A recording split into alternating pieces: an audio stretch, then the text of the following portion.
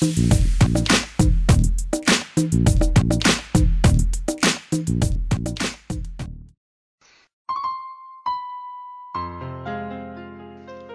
à tous. Ça faisait un petit moment que je vous avais pas raconté ma life. Alors aujourd'hui, je vais vous parler de mon prof de maths de 4e. Bon, pour que les jeunes comprennent bien...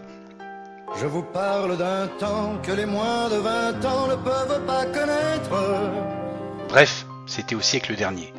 Les profs n'avaient pas les associations de parents d'élèves sur le dos toutes les semaines et donc ils se laissaient aller. À l'époque, j'étais pas vraiment doué en maths. En fait, ça me faisait profondément chier les maths. Alors le prof de maths, forcément, il m'avait un peu pris en grippe. Faut dire, j'avais dû écrire 2 ou 3 fois le même genre de conneries dans mes copies de début d'année, alors il était un peu vénère, on va dire.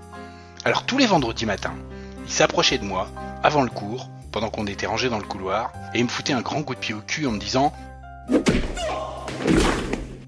T'es un con, Latour. Un carré, c'est jamais négatif. Jamais, jamais. T'as compris, Latour ?» Ok, alors...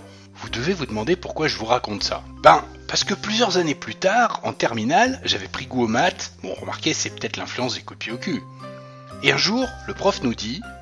Nous allons commencer un cours sur les nombres complexes. Ils forment une extension de l'ensemble des nombres réels. Ils ont été introduits au XVIe siècle par les mathématiciens italiens, afin d'examiner les solutions des équations du 3e degré en toute généralité par les formules de Cardan, en utilisant notamment les nombres de carré négatifs. C'est la méthode de Cardan et Ferrari.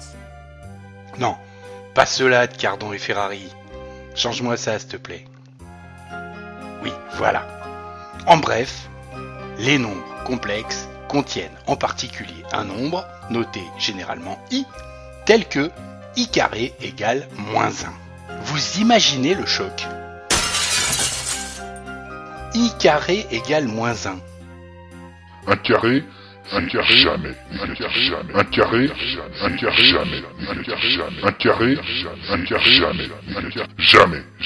jamais. Jamais. Bon, ok. Quel rapport avec le poker?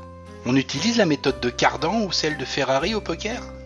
Non, pas du tout, bien sûr. Mais c'est un bon exemple de la progression pédagogique que nous suivons dans nos coachings.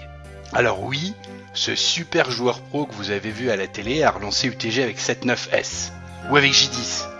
Mais non, ça n'est pas une bonne idée pour vous en cash game NL2. Laissez le temps au temps.